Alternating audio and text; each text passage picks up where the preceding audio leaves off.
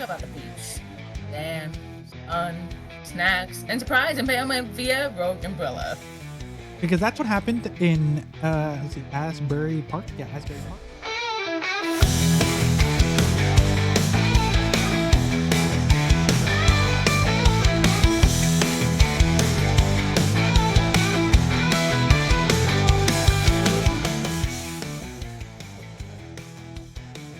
And welcome back to another episode of the Convoluted Podcast, your favorite source of strange, deranged, and potentially legitimate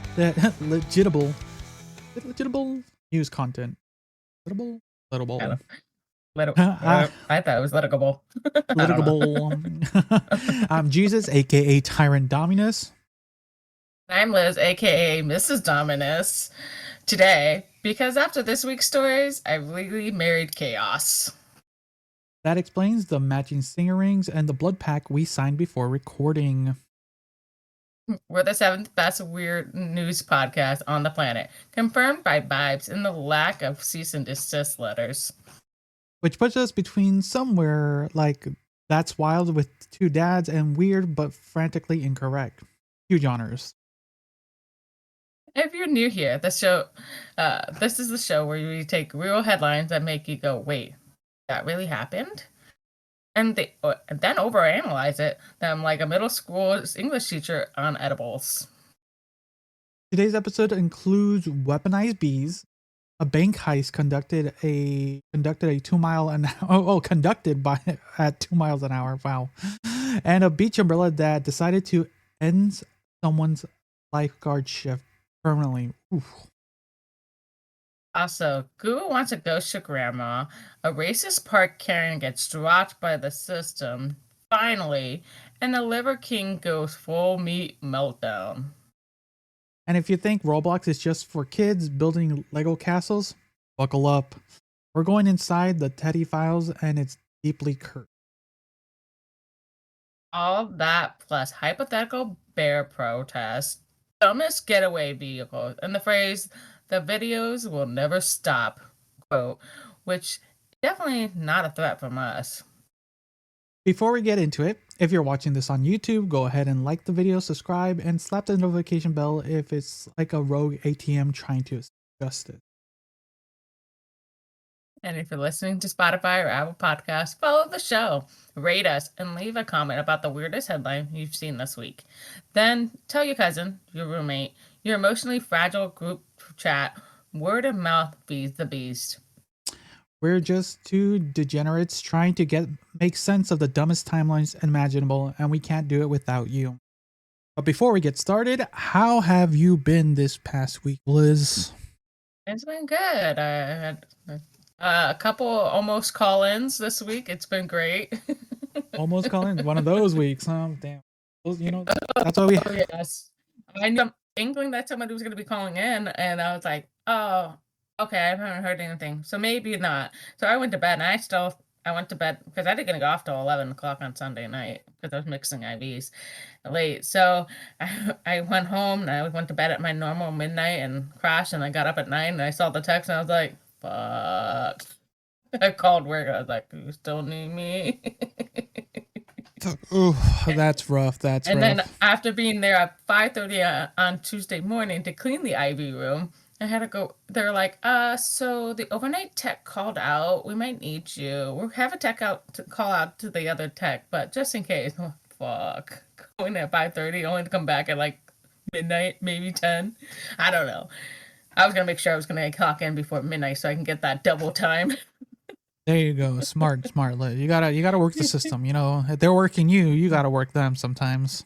Mm-hmm. But boy, it sounds like a rough week. So But it's been so far a good weekend because I've already seen Halsey, and tonight you and I are gonna crack a drink. Exactly. You worked your way through a fun weekend. So yeah, you just recently went to a concert. We're gonna be hanging out later this evening at the time of this recording. Yeah, we'll be hanging out, and we have a fantastic group joining us, like at least a dozen people. That's literally almost 5 times more people than there. But usually, yeah, So the bill will be 5 times as high, potentially. Potentially. We are party animals, but we know when our limits are. But we still have fun. Mm-hmm. Have fun. Yes. But that's a story for next week for everyone. Watch our Instagrams while you're at it, though. There you go. If you want, you can follow our individual Instagrams. If you're mostly, we usually post when the show comes out and everything like that. So if you want to stay up to date, you can also follow us on our socials. Instagram's the easiest way, and of that nature. Anything else before we dive in? Yep, let's get this chaos going. All right, let's get into it. And hey, anchor your beach umbrellas, people. Roll the chaos. So let's open today's episode with a woman, an eviction, and an army of very angry bees. This might be the most literal case of mind your beeswax I've ever seen. So we're apparently in Massachusetts, where a woman named Rory Woods, I think that's how you pronounce it, rolled up to a friend's eviction with hives, plural, and a plant. Hey, hives, plural, and a yeah. She didn't come to protest. She came in full-on beekeeper gear and unleashed a bee-based biological attack on sheriff deputies trying to serve a court-ordered eviction. Bruh. What? She pulled up with a trailer covered in traps. Sheriff's like, Sheriff's like, what's that? The next thing they know, bzzz, bees out, flying, furious, stinging law enforcement like it was pollen-fueled revolution. And she just, they're calmly dressed like it's Sunday honey harvest while the cops are running around swatting their own faces. Some of them were reportedly allergic. Ooh, that's just not painful. It's dangerous, medically dangerous. And still, I can't help but be a tiny bit impressed. She was out there playing 40 chess with honeybees as pawns. She got charged with assault and battery with dangerous weapon. Dangerous weapon. Yes, damn. Yes, apparently the weapon is officially listed as insects. Let me say that louder. Insects. I want you to know what her prep looked like. Did she rehearse this? Where was the bee drills? Was there a training montage? All right, my wing shoulders. Today we fight for real estate justice. Forget Batman. She's just Buzz Aldrin, but feral. If I were a sheriff's deputy, I'd quit. You sign up for angry tenants, maybe a loose pit bull, not aerial assault by hive. So here's the twist. She did it as a form of protest, apparently, against what she claims was wrongful eviction. And that's the part where this goes from cartoonish to complicated. Because the civil disobedience, that's valid. But tactical entomology, oh my god. I know I can say it, but I just can't today. It raises the ethical question. Is there such a thing as too creative when resisting authority? Depends. If bees are involved, the answer is always yes. Also, worth noting, a similar protest went down in Spain, where a guy also seized bees on police. Now I'm wondering if this is a movement. The Bee Liberation Front is real, and they're tired of being pollinators without a cause. Imagine riot cops doing bee drills.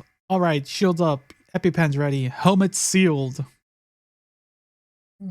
They're gonna need like smoke grenades filled with lavender and apologies. So the final verdict is iconic protest or felon with floral twist. Yes. Miss Wood, you may have committed a crime, but damn, you committed it to the bit. Justice may be blind, but definitely covered in hives. Damn. What are your thoughts on this whole thing? It's like, that's a little crazy. I think that's a little eccentric. Like uh, obscene. I don't know. It's just like that is a little too carried away. I don't know. I don't know. Bees, die as soon as they lose their singer. So uh, there goes our harvest for the year. True. Uh, for the most part, they. So I get the overall idea. They were trying to help their friend, right? They were trying to help their friend because they were getting evicted. Understandable, right? The problem is how the whole thing ended up how it did, right? So Yeah. that like what's what's the wildest thing you did to help a friend out? Not bees.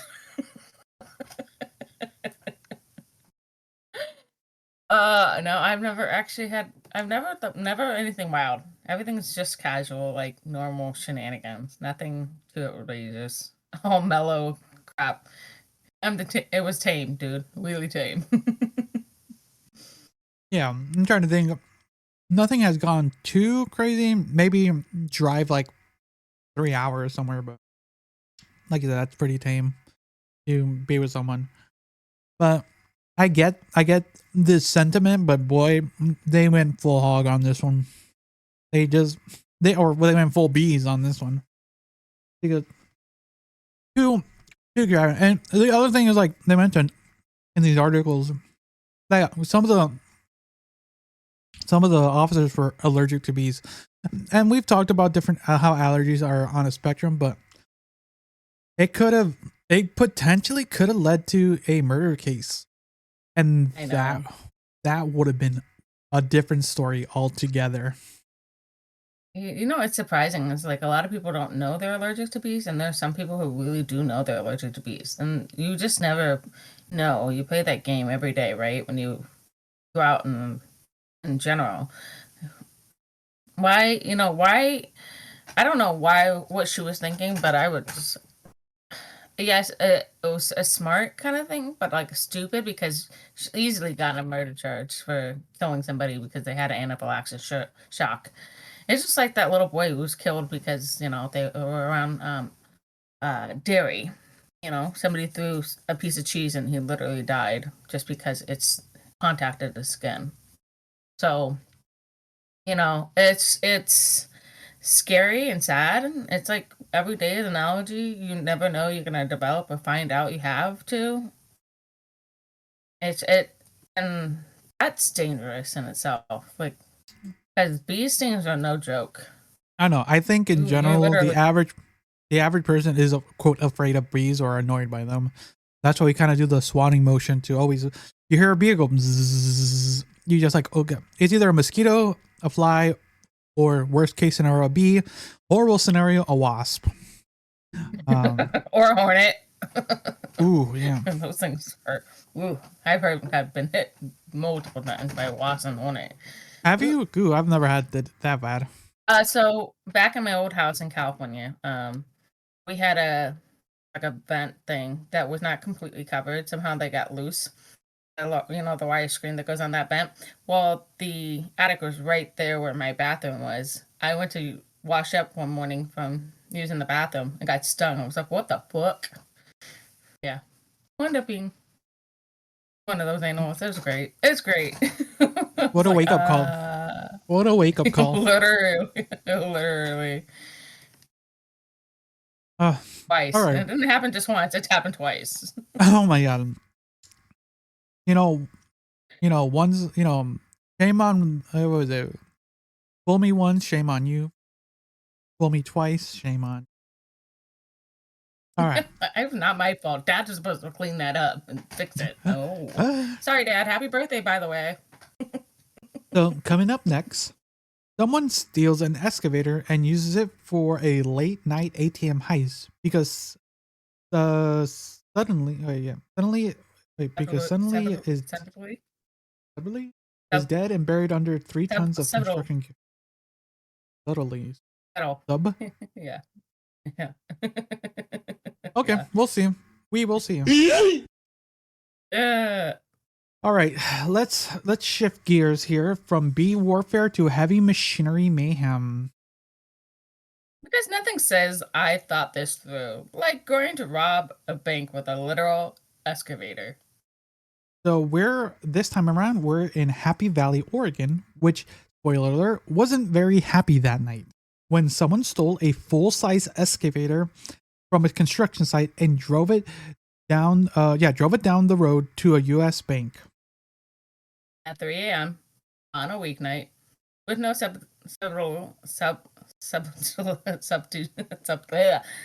Wait, let me give me a second. We are getting stumbled by this word. Everyone, give me 1 second. I'm gonna play it. I can hear it in my mind, but I cannot get it to project.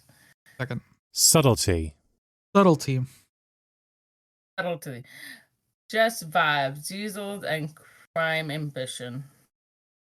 So the excavator operator then proceeded to destroy the ATM like he owns which owes him money. A full hydraulic arm smash over and over and over. And the funniest part, there's no proof they got any cash. The ATM got annihilated, just like for what? A receipt and a handful of disappointment? Damn. How do you get away with an excavator? The thing maxes out like a 5 miles per hour. A goose could outrun you. A toddler on a tricycle will report you to the feds in real time. And yet, no suspect, no arrests. They vanished into the night, slow and victorious. Imagine this security footage. Sir, I think someone's robbing us. Oh my god. How fast are they moving? They'll be here in like 17 minutes. And look at that shit. Let's list terrible heist vehicle. Excavator, absolutely. Tractor, Zamboni. but Unicycle. Unicycle with a Bluetooth speaker. Inflatable pool with the rope paddles. a Segway, but make it in stealth. Or a hoverboard with anime decals, but like slow and visible. That's art. This man robbed a bank using the boss battle version of Backhoe. But this actually highlights a weirdly weird problem. Construction equipment is stupid easy to steal. No GPS, no alarm, just keys in the ignition, and have fun. My phone won't let me open TikTok without facial recognition. But this man walked up to a 6-figure machine and said, "Mine now." And there's a safety issue too. These things can cause massive property damage, and the ATM was luckily its only casualty, and the entire place too. The excavator don't care. The excavator destroys. That is its whole vibe. So what's the lesson here? If you're planning a heist, maybe don't pick a machine built to dig holes and not move fast. And if you're a bank, maybe don't leave the vault within reach of public backhoes. And to the thief, whoever you are, respect for creativity, but minus 400 for getaway. Unless you're in Fast and Furious construction drift. I don't want to see this again. So it is true. It is true that you can both my brother and a couple of my brother-in-laws both work in the construction field, and yeah, they've told me that you can easily steal these things. I've driven a small excavator because we tried to do some work in my backyard. I think you saw it. I think I sent you a picture. One, they are very finicky, so after driving it for 2 minutes, I'm like, you know what? I'm not gonna destroy my house because it could do that. It could. And the other thing is, yes, the keys for like nearly all of them are just left in the ignition or within, usually in the cab of the vehicle. So if you can just look for it and you're like, yeah, that just to make it easy. Not saying people should start going into these vehicles to steal them. It's just how it is. It's ridiculous. Like the story is ridiculous, but luckily no one was hurt. But there was a huge amount of property. Did you see the picture of the property damage? No, I didn't. I think I might have briefly looked at the article just for shits and giggles. So I was like, really? What I'm surprised is you have an excavator. Why didn't you just rob the bank? You know what I mean? Break a hole into the. I mean, ATM doesn't sound like a huge deal. An ATM, those little outside machines to get your cash at any time. So looking at the image provided, it was in the drive-through thing. You know how Oh yeah, there's that's the two one I cars. said. So they went after the drive-through one, and they caused a good amount of damage to the place. Yeah, it did. It did. I'm not saying it didn't. I'm just saying that. Um, but yeah, I don't know. It just doesn't. I I could see a little bit more damage if you were doing it to a building. Then the building would definitely send off a signal. Hey, something got destroyed. Broken Exactly. into. And I So I think guess it he would have was been. smart on that end, but like stupid on that end, like thinking we get more money from the ATMs. I think it would have been too much more work and not enough time to feel the actual feel ATM, because this isn't our first ATM story that we've had on the No, show, it's not. But and it probably won't be our last. An upgrade. Any other thoughts? Yeah. Yeah. I don't, but it's funny and nonetheless. I was just like, what? Why? But he got away with it. Bruh. All right. So up Ow. next, beach umbrellas go feral, and a lifeguard takes a surprise javelin to the gut, because summer isn't all sandcastles and sunscreen. Let's talk about the beach. Sand, sun, snacks, and surprise impalement via rogue umbrella. Because that's what happened in let's see, Asbury Park. Yeah, Asbury Park, New Jersey, where a 19-year-old lifeguard was literally impaled in the torso by a beach umbrella flying like a steel-tipped javelin. Oof. Sad. Not poke, not scratch, impaled. 12 inches through the side. Oof. Ouch. I just imagine that. Oh yeah. A full foot of umbrella straight into her midsection.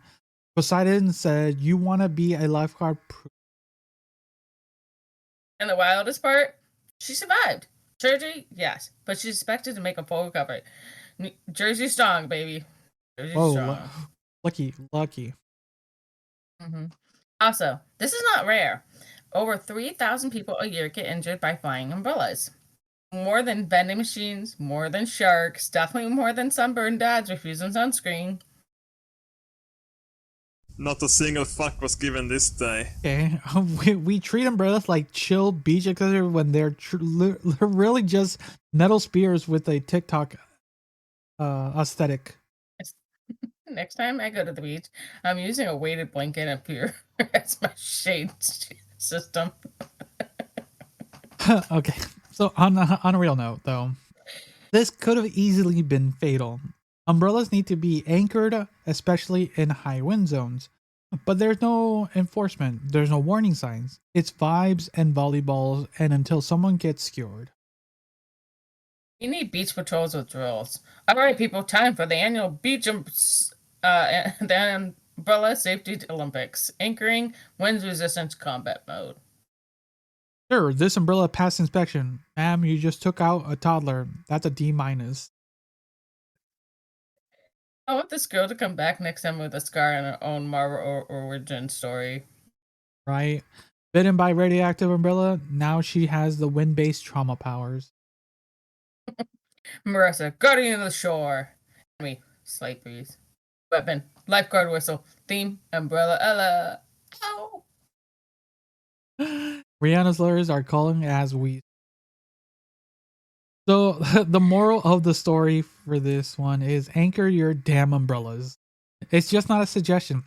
It's the difference between chill and chest trauma. In respect to the lifeguard, she took a spear to the ribs and probably still clocked in the next day shift. I don't know about that one, but goddamn, that. When I was originally reading the story, I didn't fully read it all the way through. I actually thought she passed away. I'm not gonna lie. When you hear an umbrella's like impales you, would you have thought the same thing? Oh yeah, impaling. Oh no. Not good outcomes. That's all I could think of. But the fact that she was gonna make a full recovery, that's pretty darn good. That is good. That is a testament to modern science, and modern medicine. Even if she's probably gonna, she survived it, but she's probably gonna be in medical debt for the rest of her life. Oh, fuck yeah. What were your thoughts on this whole story? That's crazy. But yeah, it's a very serious thing. I think we should be thinking about anchoring. I think now that there's more like shade tents now, and people are using more of those, so it's not as bad. So you don't have as many skewers and anchors for that kind of stuff. And it's not, and if it's really hard for it to fold up to like a metal, like a pole. But yeah, those things, they're not fun. They're not fun in general because you can try it and anchor it, but it's not going to work half the time because it's just like, nah, screw you. No, The sand's loose unless you have a huge ass spike that goes down all the way down. Like you need like a good or weights. Yeah, heavy weights. No kidding. But those are annoying to drag. It's one of those things where it's like convenience over safety, right? That's the other thing. If you're going to the beach for just a day, like, are you really gonna carry weight around? Mostly, yeah. Like an umbrella, simple, easy. You're posted down, you're good. But like those high winds, man. Sometimes you get a nice day, no winds. It's just a nice, like a low breeze. But then you get those days where it's just the wind's blowing like crazy. Next thing you know, your umbrella flies off and impales someone. Like, that is crazy. I've never. I'm trying to think. I've been to the beaches a couple times where winds have been strong. But I've never seen that strong. That's strong winds. If it can make an umbrella go fly up, right? Yeah, I think it just depends on how you just never know either. Too, the winds can pick up at any time, at any random time. Sometimes it'll be a freaking quiet day, and then it shows up, and you're like, "What the hell?" Fuck me, I've right? been a few times at the beaches where like, "Oh, it's a pretty day. Oh, there's a nice soft breeze," and there goes our umbrella. That's X. That right amount of friction and the right amount of oomph. So, just a little concern or a little advice for people going out this summer. If you're using an umbrella, shove that baby down. If you're using a tent, put some weights on there. It might be the safety for you and everyone around you. And if you're clocking individuals, like, you might want to stay away from other people who are being unsafe. Yeah, no kidding. Coming up next, Google says don't answer your phone, don't trust your apps, and maybe don't even trust your mom's voice anymore. We're spiraling into the digital paranoia phase of the episode, folks. Don't click anything until we come back. Bruh. All right, so Google dropped what I'm calling a polite tech panic this month. Right? They basically said, "Hey, Bessie, if your phone starts acting sus, that's not a vibe. It's a cybercrime." So this is what they issued these 3 big warnings. Don't answer any weird phone calls. Don't trust any shady public Wi-Fi. And delete sketchy apps that ask for too many permissions. That seems reasonable. Yeah. And when they say sketchy apps, they're not talking about like Battery Booster to Pro Max Elite Edition from a developer named definitely not Malware 92. These apps ask for everything. My camera, your geolocation, probably access to your childhood trauma. Why does this weather app need my uterus data? No one needs it. No one knows. Delete it. That's the really wild part. Google confirmed that deepfake calls are becoming more common, like voice clone calls from your actual family. Ooh. You'll pick up thinking it's your mom crying, and it's really AI grandma asking you for a Bitcoin and emotional validation. I swear, if I get a call from fake mom asking for crypto, I'm blocking the real one just to be. Honestly, if your relatives start calling you and sound too emotional and too tech savvy, Hang up. No boomer is that coherent over FaceTime. Bruh. And the Wi-Fi thing. Hackers will spoof hotspot with the name like free airport Wi-Fi or Starbucks guest 69. You click, boom, they're in. And we're just trying to check the weather and watch a cat fall into a box. Not someone in Moldova. Moldova has your Chase login and your nudes. Or worse, your search history. Google saw your incognito tab and said, "You bought this on yourself, fam." This is the IRS. You owe $47,000 in Dogecoin. Press 1 to be arrested. So, this generation's horror movies won't start with a haunted house. They'll start with a notification. So, yeah, don't answer sketchy calls. Don't trust bootleg Wi-Fi. And if your flashlight apps want your blood type, delete it and run. And if grandma calls and asks you to wire money to a crypto wallet in Guam, double check it's her or just text her. Is this you or Skynet? So this is kind of the normal thing we've talked about online safety before. Apparently Google did a recent statement out there because I think I've told you that in the past 5 months I've gotten a plethora of spam texts, calls. I've mentioned this to Liz, and they have not stopped. And I've been getting them too. Oh, you owe on the toll roads or your DMV. I'm like, God damn it! And it's a start of a 69 number. Like, nope. Yeah. Nope. Delete report. Whereas the Twitch streamers are only named in one. So this could get really expensive for these mods. Bro, how does it get this bad? This is a technical difficulties. never-ending nightmare. Come on, Jesus. Yeah. There we go. Stupid thing. Yeah, it's been frustrating. I think a lot of people are getting frustrated with that too. Because the other thing is we are a little bit more tech savvy, right? In that sense where we do have a little bit more modern common sense when it comes to these things. And we've spoken about it multiple times. And to help your less tech savvy individuals, mostly elderly people like your parents, like my mom barely still figures out how to log in with her face on her phone.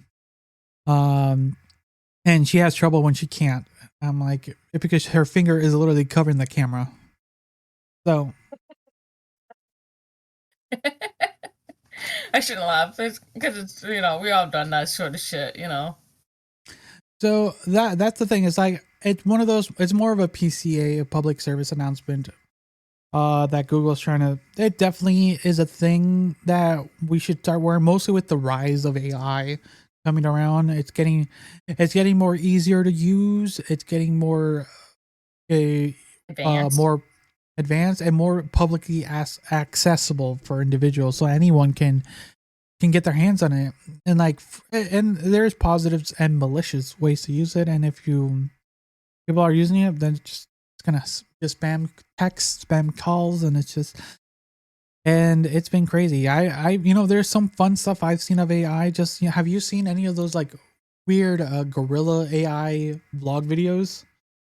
Oh yeah, I've seen them. Someone keeps sending them to me. Yeah, they're funny. They're like just goofy like vlog styles with gorillas bros, and they're just funny. It's like if that was what AI is being used for, to make these goofy AI gorilla bro videos, like I'm having fun, right? But then when people are using AI to try to like basically copy our voices and try to trick our family members into trying to, hey, I need you to, I'm in trouble. I need you to send me $500. Can you do that? It's things like that can be spooky, right? Mm-hmm. So I usually have like lot of open communications in different ways to my family members, so I always know which way things are going. If it comes from like Facebook Messenger, I'll be like, I think you got hacked, bro. Text them. Exactly. Like it's that's a real good question. Like, is it best just to have one way to communicate with someone, or do you think it's having multiple ways to communicate with someone? Multiple ways, especially when on Discord, because you put your name and they're like, oh, which one are you? Which one is the person that you're trying to reach out to? I think it's great. I mean, if you think about it, I think it's great ways to have a lot of different ways to communicate people. I got a couple of ways of communicating to different people, different ways. So it's fun because it's different. Yeah, because we have you and I, for an example, we have like I think 4 ways we communicate, and it's still just us. Even though most people say, "Why are you communicating so many different ways?"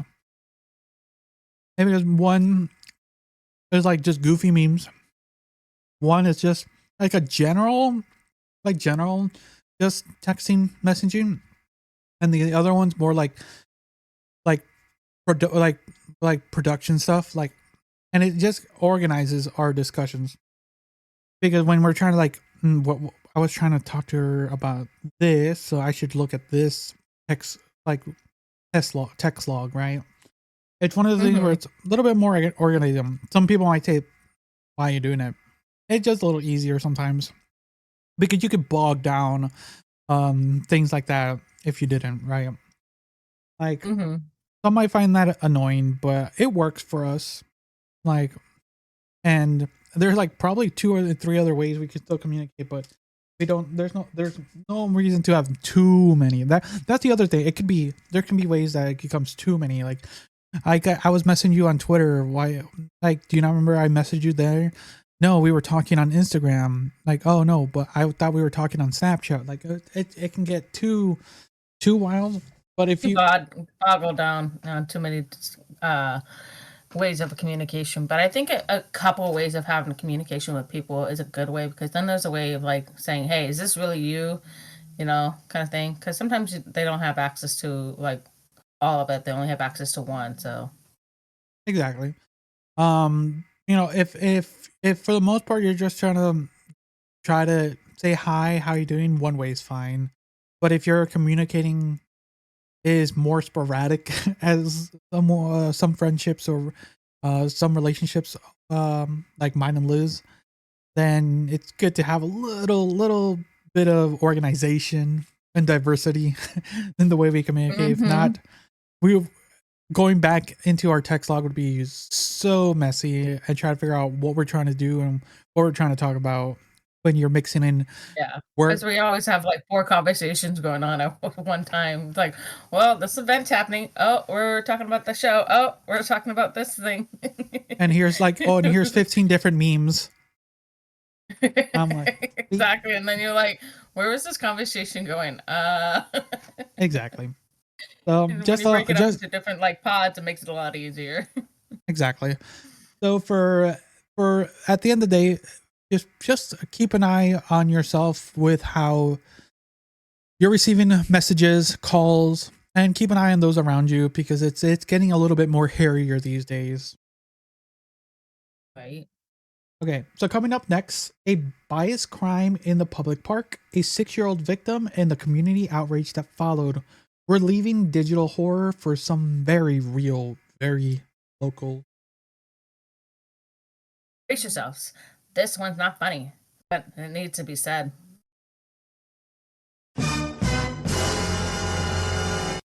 Okay, deep breath. This next story is heavy. Not weird funny, but weird infuriating. And it reminded me of what happened. Go ahead. It reminded me of what happened earlier this year too. So I thought I was rereading a story.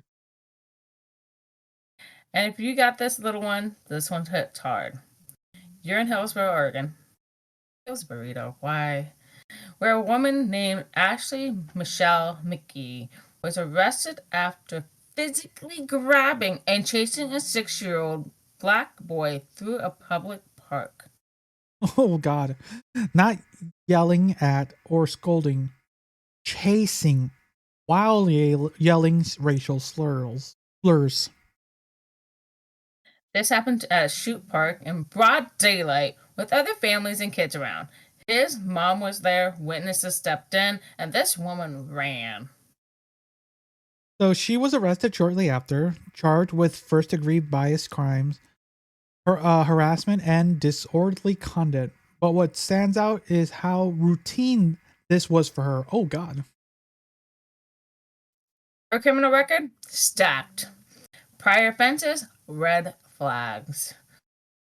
But she was still free to roam parks, shout slurs, and put her hands on children. That's not a system working. That's a system ignoring danger until it explodes in public. And this poor boy, 6 years old, just existing in a park, he's not thinking about race or politics. He just wants to play. Now that's a forever burned in his brain. That's sad. He didn't sign up to be a news story. He didn't ask to be a symbol. He's just a kid. And now part of his childhood includes being haunted at a park or hunted at a park. And I know someone's going to say, well, she might have a mental health issues. Okay, and mental health doesn't excuse racism. It doesn't excuse grabbing a child. And it doesn't excuse running at a 6-year-old while screaming hate. We have to stop letting unstable become a shield for violent racism. Because if that boy had fought back or tripped or and gotten hurt, you already know that headlines would have read. Also, where was the ban list? Why can't local officials track people with violent histories and restricted access to public parks with children? There are apps that won't let you order food twice from a same restaurant, but we can't stop known offenders from wandering into a playground. We need the same level of energy and tech and prevention that we're able to apply to everything else, applied to public safety for kids of color. So let's call it what it is. It's a hate crime against a child. If it's your first reaction is wait for the facts. Ask yourself why you need more evidence to believe a 6-year-old doesn't deserve this. Because here's a fact, no child should ever have to run for their life in a playground. And that people who did this, they need more than a slap on the wrist. They need to be kept far away from kids. Period. So how do you feel about this one, Liz? That's disgusting. That is absolutely disgusting. She could have attacked a whole human adult, someone who's same size or same age, whatever. I don't care. But she didn't need to go after a 6-year-old. The 6-year-old was just playing, minding his own damn business, living his best life on the park. I mean, parks are like epic for like memories and like building and making friendship, like, and socialization. Like, I just feel like that is such a horrendous thing to feel like, oh, if I go to a park, I might be yelled again. That woman could have taken out anybody else. Why the 6-year-old? Because, oh, she's bigger, stronger, I can push this kid around. That's fucked up real bad. So fucked up. Well, we don't actually know why she did it, but we can kind of speculate. But it is pretty disappointing in how, one, learning that she did have already a file on her and she was left to roam the streets basically is pretty deplorable.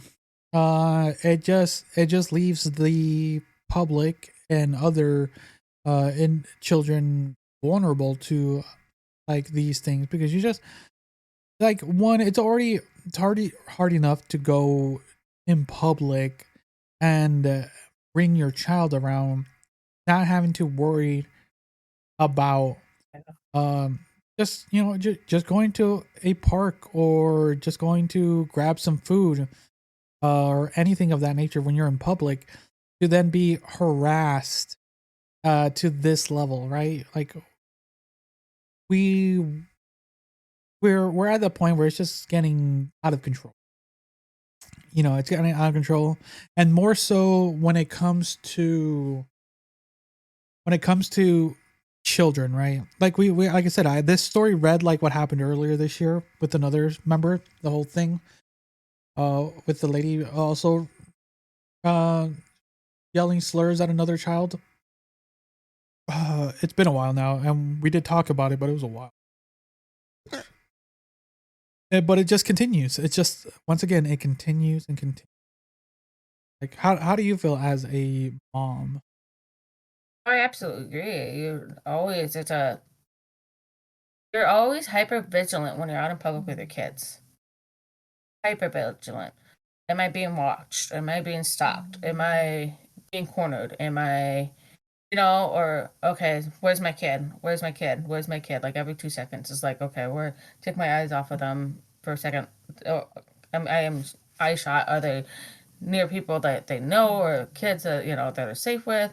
I mean, yeah, it can be a different story on that end too. But like, it's a scary thing. Like I'm always constantly, when I go out with my kid, it's like they're in my hand, they're within arm's reach of me, they're never too far. I'm always like, it sounds like hovering, but it's like you have to kind of tune now.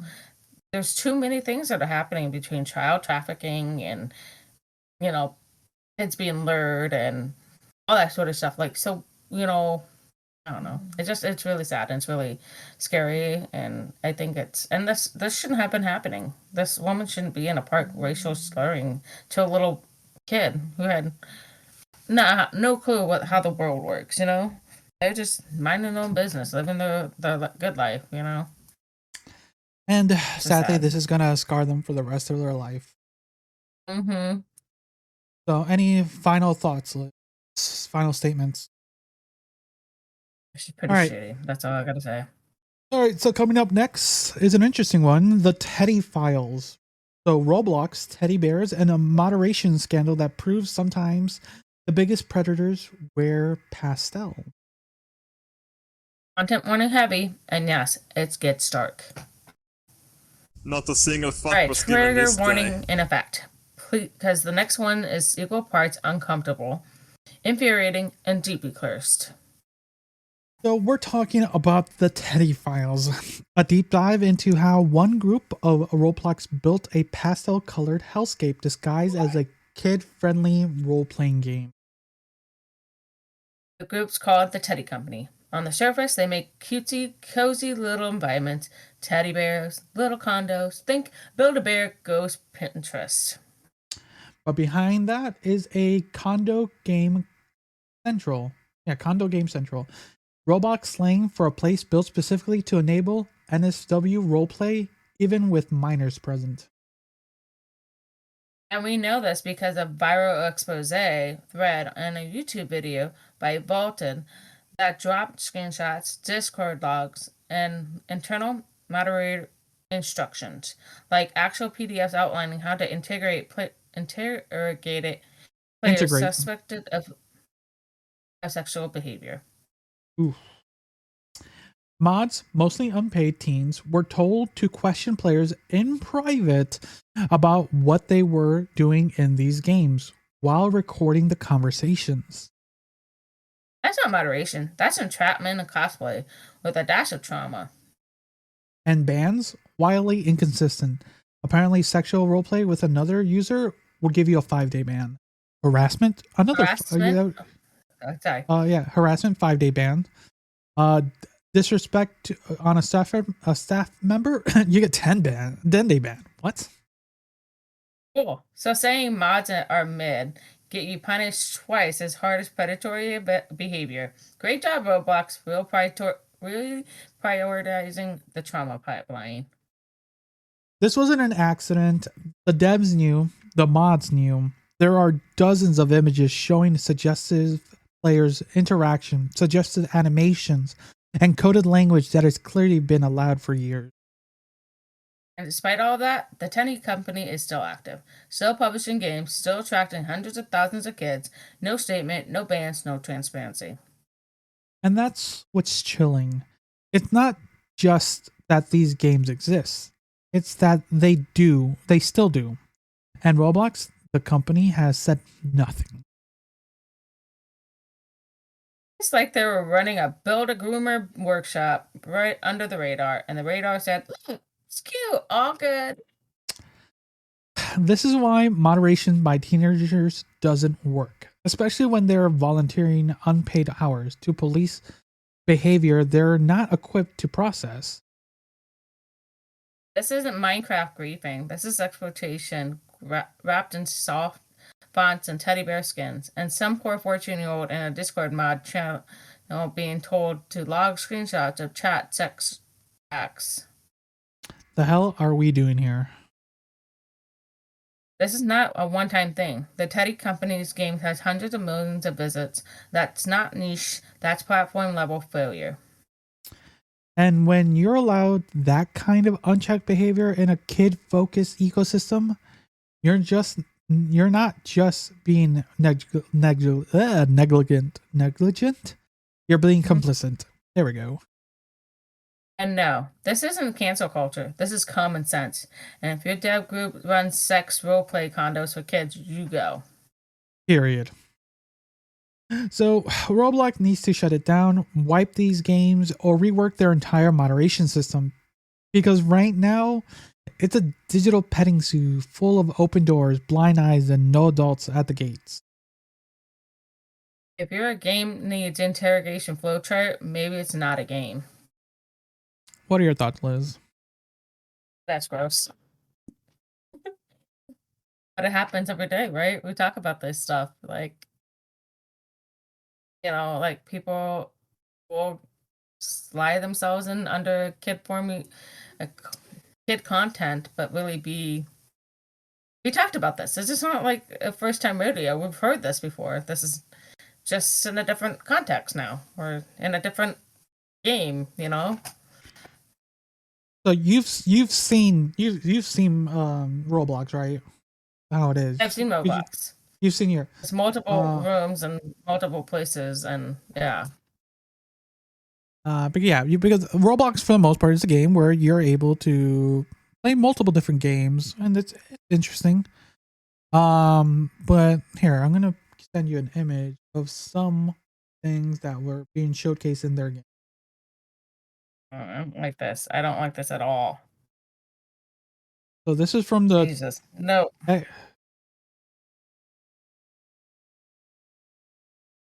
that's Roblox, Liz. That is Roblox. It's gross.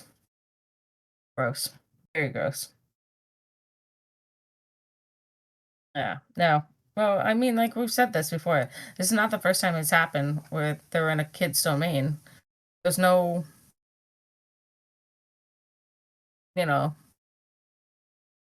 blocks. There's nobody monitoring, and there are moderators. They're just not. They're just underpaid or unpaid. Not trained. Not trained. Not the right people to be utilizing it. But again. So, as a parent, what would you tell other parents who have children? Because your child was playing Roblox, and they play it on and off, but they don't play it. But they had access to this. They had because it's a free. So, and you didn't know about this until now. Are you surprised? No, I didn't. I am very surprised. So, what would you tell another smart? Again, yes, my kid's smart, but me not the other next kid. But I think you should be watching what games they play and what games they, what things, and maybe do a little background check. Like, is this a good game, or should I be betting it? I mean, you can always find context on each room and who monitored them and all that stuff like that. So I think you guys need to be more interactive with what they're playing. Or restrict their access. Hey, you can only play in XYZ, and this is the 3 rooms you get. You can play with these 3 friends and that, or whatever friends they have that on Roblox. But you know what I mean? Exactly.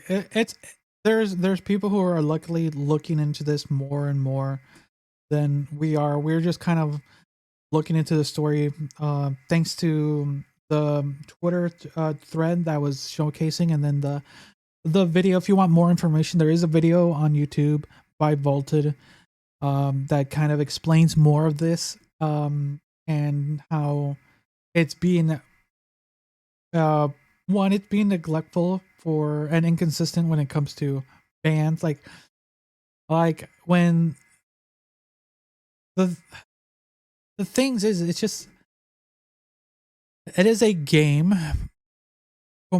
being commercialized for kids, right? It is a game for kids, and if it was a game for like a quote mature game and you saw this, like, okay, it's like if you gave your, it's like buying a kid a rated T or M game and blaming the game for giving a 12-year-old a game. It's not on the game at that point, so it's on the one who bought it or the parent.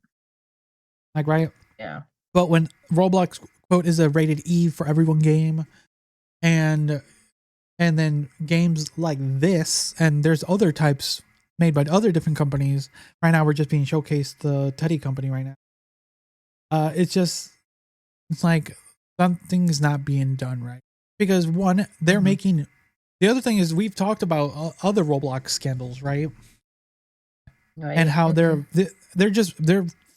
Teddy company's probably raking in hundreds to thousands of dollars on the daily just because of what this is.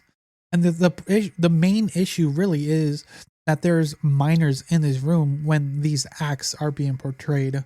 And how does your stomach feel when you hear that, Liz? I'm going to throw up. It's gross. It's just not good. It's disgusting. It's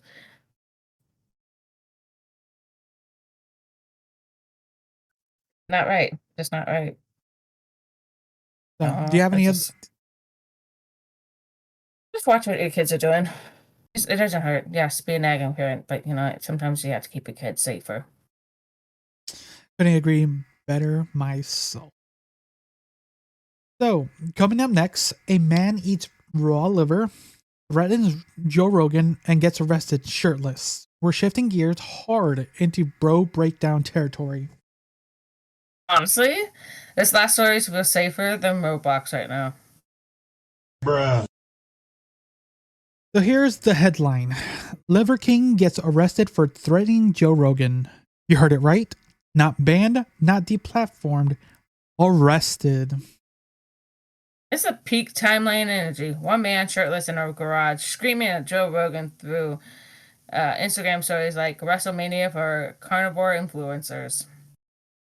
So police reports confirm that Brian Johnson, aka the Liver King, made terroristic threats against Joe Rogan online, which triggered an investigation and led to his arrest in Austin, Texas. And just to be clear, this wasn't just one angry post. It was a series of aggressive videos calling Rogan out by name, escalating in tone, and showing clear signs that Johnston was spiraling. And Joe Rogan, he took it seriously. Told the cops he believed Liver King was mentally unstable, once again that word, and possibly using serious drugs. That's coming from Joe Rogan. That dude probably has elk testosterone in his shampoo. And then, after the arrest, Liver King posts another video shirtless again, screaming, "The videos will never stop." Like, this is Saw 12, the protein saga. Not remorse, not silence, just full meat meltdown round 2.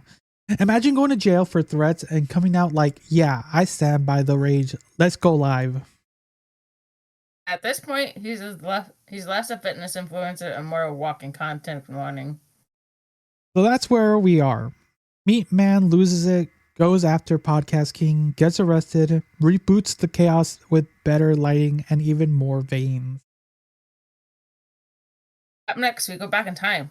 Who the hell are these guys? How did Liver King and Joe Rogan end up in the weird parasocial MMA beef? Spoiler, it starts with lies, abs, and a lot of liver. So let's kind of, like I said, we roll it back a little and see who these individuals are for anyone who's listening. Because this whole situation didn't just come out of nowhere. We got a fitness influencer with a god complex and a podcast king with a black belt. And somewhere that is protein shake of ego, everything went sideways. Let's start with the man himself, Brian Johnson, better known as the Liver King. Dude blew up on TikTok and Instagram, pushing out what he called the 9 ancestral tenets, a primal lifestyle that involved raw organ meat, daily workouts, sun on the junk, and zero shame. He had millions of images, supplement merch, nose-to-tail lifestyle kits. He packaged muscularly like it was a paleo CrossFit in a bottle. And he claims it was all natural. Except it wasn't. In 2022, leaked emails exposed that Liver King was spending $11,000 a month on HGH and steroids. Turns out, those abs weren't primal, they were pharmaceutical. Interesting. He came clean after the leak, but tried to spin it in like he was protecting insecure men.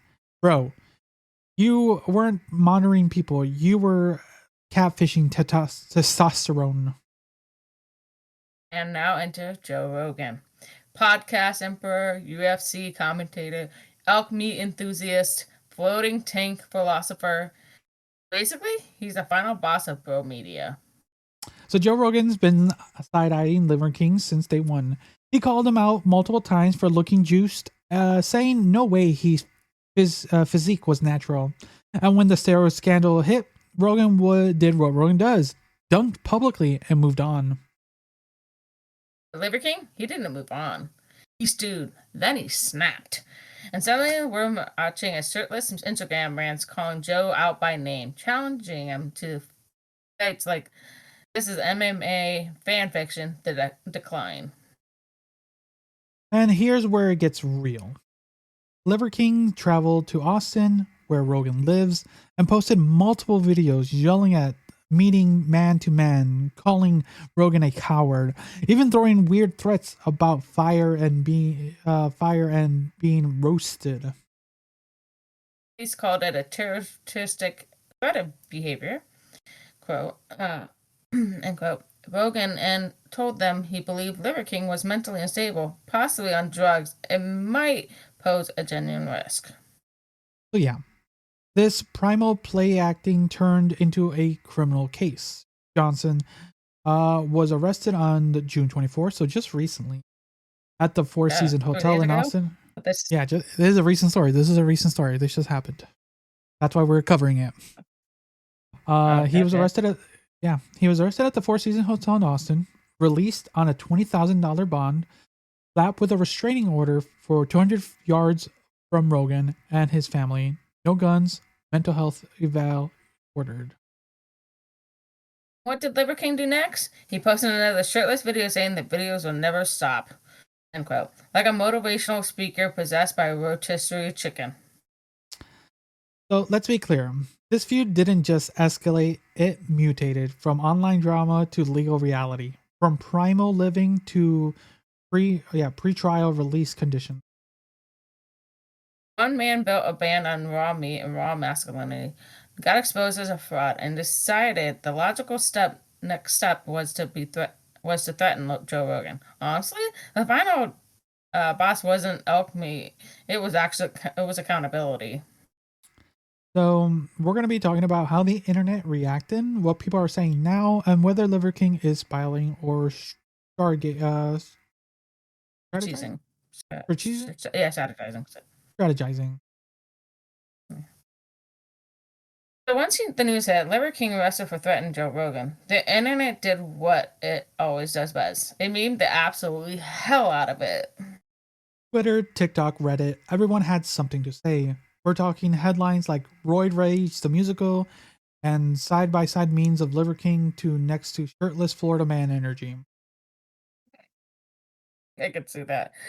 The mugshot alone, instant classic. No sunglasses, no fur cape, no primal chest puff, just a man who looks like a protein regret in a human form. And remember, this guy got arrested at the Four Seasons Hotel, which is not exactly ancestral unless you count valet parking as a tent. But jokes aside, people are were also genuinely worried. He wasn't screaming online. He traveled to Joe Rogan City, and then after being released, posted even more unhinged videos. Like we mentioned earlier, he was saying that the videos will never stop. Like he version of Jigsaw. Another one, he challenged Seth Rogen to a fight, which wrong Rogan, my guy. That's Joe Rogan. That's just trying to make movies and avoid cardio. And fans, especially former fans, are now saying he feels like he's a full mental spiral. Reddit threads turned from "LOL, he's wild" to someone call a wellness check. And here's where it gets. As part of his release, Liver King has to undergo a court order mental health evaluation, like you mentioned earlier. He's getting a restraining order that he's supposed to stay 200 yards, not 200 yards, away from Rogan and his family. He cannot possess firearms, and yes, he's wearing an ankle monitor. So the dude, So the dude who once flexed barefoot and barefoot buffalo liver is now tracked court of compliance with GPS from primal to probation real quick. Roblox has a better moderation than this man's self-control. Oof, too real. So where does this leave us? Liver King's online for now, still shirtless, still yelling, but now every post has legal consequence waiting in the comments. And Joe Rogan, quiet, letting the legal system and the public embarrassment do the work, which honestly is kind of alpha. And the smartest way to handle this situation. So what are your thoughts on this whole thing, of this whole crash out? I think the roids have finally got to his brain. It starts deteriorating somewhere. Something's got to give. You might get smaller junk, but your brain gets smaller too in the process, and then you fucked it over so many times. And maybe he got a parasite from eating all that raw liver. Yeah, he was going crazy trying to. He was a fitness influencer doing all this, and he was making he could afford $11,000 a month on his medication, right? And so you can imagine how much money he was raking in, right? And then after that whole debacle, I think he was slowly just losing probably just online fame, and it just kind of spiraled. I don't know, it's to say he's allegedly on some serious drugs, that's a strong allegation, but he was posting from what I was reading, he was posting 15 to almost 20 plus videos a day. Holy shit, dude. Yeah, he was spam posting a lot. And I saw one where he was talking to a cockroach on the floor. Okay, yeah. Yep. I could totally see it. He might be on harder drugs. It's possible, but again, once you go to that level, when you're on, because testosterone is a controlled substance in my state and probably in other states too. So we were thinking about it. It's just it's kind of harsh, yes. You only use it to help maintain or build it back up, because a lot of men do start losing testosterone after a certain age. So, but testosterone roids, that's probably causing a huge, mental setback, because eventually that stuff kind of plays. We talk about roids, it eventually starts eating at something else, and that is not a good combo. We've seen this. I feel like I've seen this before. Somebody who've been on roids and testosterone and it just ate them up, and they went batshit crazy. So, so that's potentially what this crash is about. It might have led to stronger drugs too, and because it starts eating that brain, that capacity, and then you were like, well, I need something harder to get me to that next point, that next high. So maybe injecting way too much testosterone. That's why he's going off the freaking bonker. Yeah, it's kind of sad to see a crash out at this level, and it's understandable, to point out if your own failures caused your downfall, but you still have some level of audience. But what you have now isn't what you had before, and it's kind of eating on you away mentally, and then whatever you may or may not be on, or what you are losing, it's just And then, like you said, it might be just eating away at him, and there might be allegedly other things that he was taking to kind of fill the void. And then just that with then somehow just picking a fight with Joe Rogan out of nowhere, right? It's just fine. I don't know. Yeah, just because. Well, Joe Rogan, tapped him and said, "Hey, I think you're on something to get that body."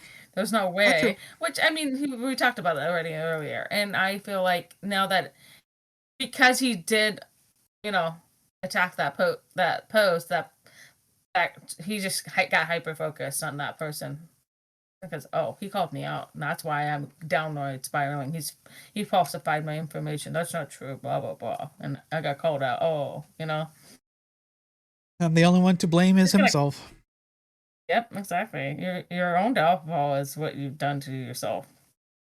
So so let's hope for the best in this situation, because let's hope this like court order medical check helps him, because as much as some people don't like the Liver King and what he promotes, at the end of the day, he's still just another individual. And if he's going through something, I think him getting some help, not only for himself, but for his family, I think that's the best thing right now.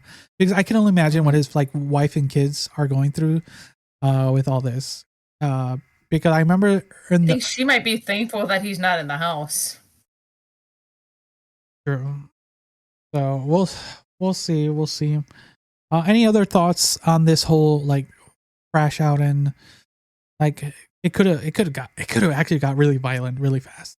It could have gotten real violent, and that's smart on Joe for hey, I think this is kind of getting a little sketch. I have no idea what this dude can do. All right, so the final verdict: the Liver King saga is no longer a cautionary tale about fake fitness. It's about what happens when influencers' delusion gets too real. And the only thing left is a mugshot, a meltdown, and a meat-stained legacy. After this break, our outro, with a callback to Angry Birds, public beach warfare, and yes, a little reminder to like, subscribe, and maybe anchor your umbrellas, Karen. And look at that shit. So that's going to do it for this episode of the Convoluted Podcast, your weekly dose of strange news, raw chaos, and extremely questionable life choices. We covered a lot. B-bombs, ATM excavator heist, weaponized beach umbrellas, and whatever the hell is happening at the Liver King's brain chemistry. We saw tech paranoia, Roblox trauma, and park racism, and meat-fueled madness. Honestly, that's a full week in America. In case you forgot, the podcast is officially the 7th best weird news podcast on the planet, which we're just dangerous enough to trust. And also, Liz is now going by Miss Dominus, or Mrs. Dominus, which means the apocalypse is officially ahead of schedule. Listen, I married into this chaos. I'm owning the title and the trauma. And if you enjoyed the ride, and you did, here's what you got to do. If you're watching on YouTube, like the video, subscribe to the channel, and drop a comment telling us the story that made you laugh, cry, or delete all your apps. If you're listening on Spotify or Apple Podcasts or any other podcast dungeon of your choice, follow the show, leave us a review, and share the chaos with a friend, co-workers, or that one guy who definitely owns a sword. And don't forget to share the episode on our social media. We don't have the marketing team. We have you. It helps us grow this weird little empire of laughter and bad decisions. So we'll be back next week with more chaos, more commentary, and probably more reasons to question humanity. Until then, be safe, be smart, anchor your umbrella, and for the love of all things primal, bye. 93 can't cook. All they know is McDonald's charge their phony hot chip and lies.